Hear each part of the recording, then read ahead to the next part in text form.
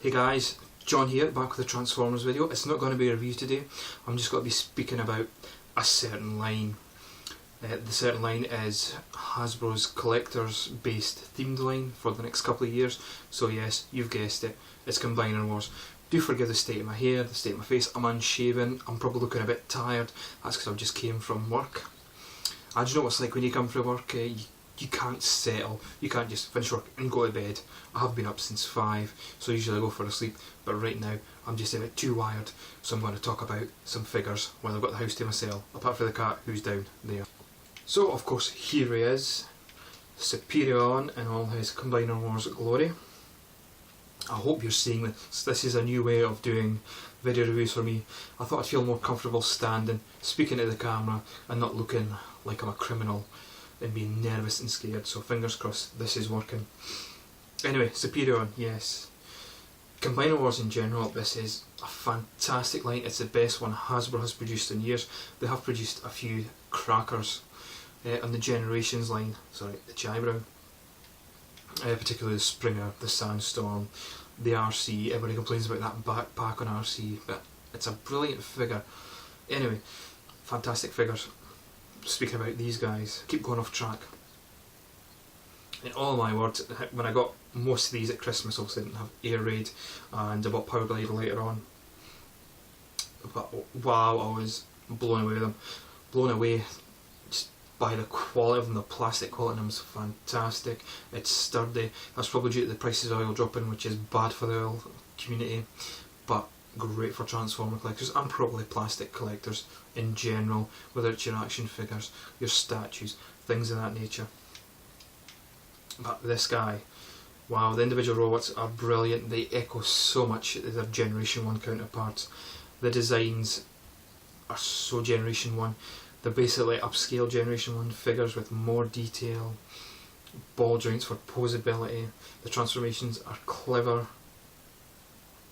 The combiner ports clearly reek a Generation 1. The way they work. Hold that thought.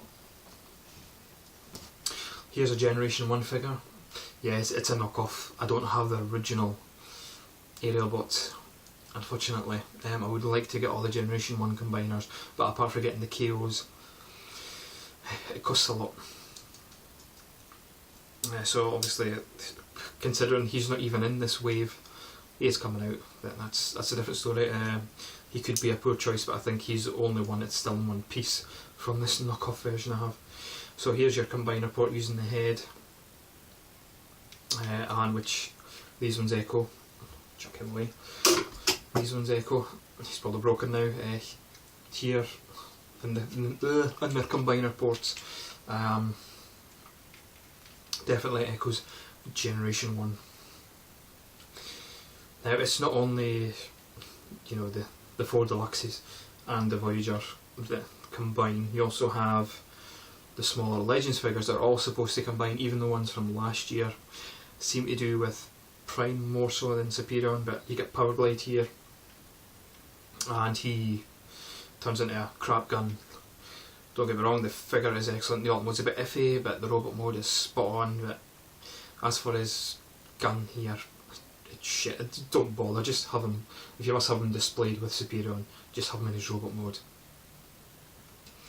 There's no way really to put the guns per se. Like Dorian on his video not long ago, a couple of days ago, he was saying, you know, they should all combine into Superion's big gun, but you know they don't. So what I've ended up doing, as you can probably see, you know, I've stuck them on his legs and on the back of his arms there,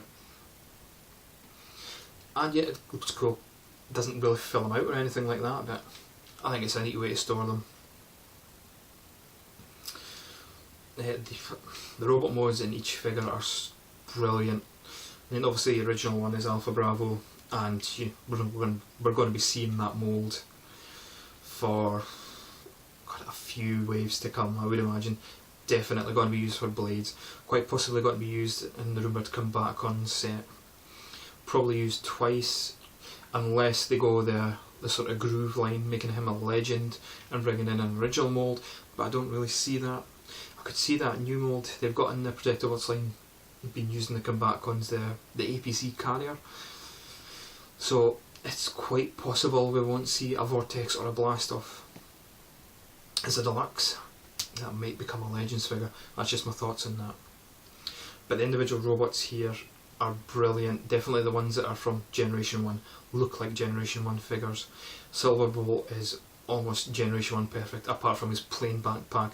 But there's nothing you can do about that at this scale, apart from lots of panel folding, which would look crap in the alt mode.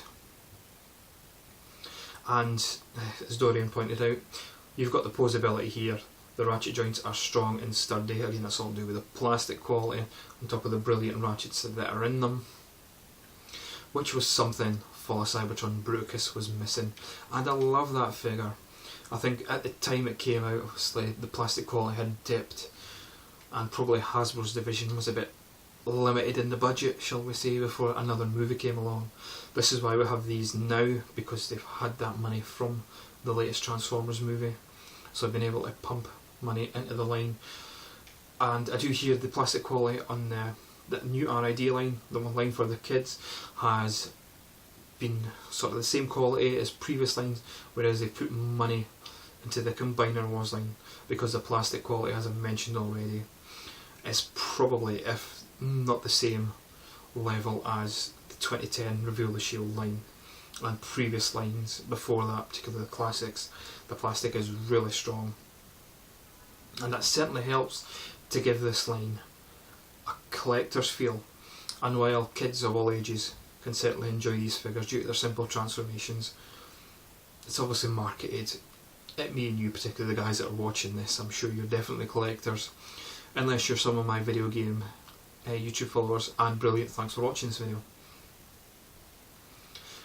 But yeah, obviously it's not going to be a review. If you want reviews of these figures, you know the places to get them, and certainly this is just me trying to articulate very poorly how much I find this line so fun.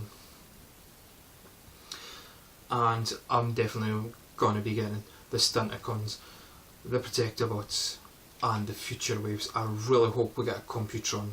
That is one of my favourite combiners. I think it would just be awesome. So guys, hopefully I've done okay with this video and I'm not so terrified in front of the camera. And I'll see you next time for another video where I may talk about Transformer, actually review one. There's one I really want, you know the one I really want, but I'm saving for auto assembly, so I may have to wait, that's my phone, until auto assembly. Bugger. Anyway, that's my phone ringing, so I'll see you later.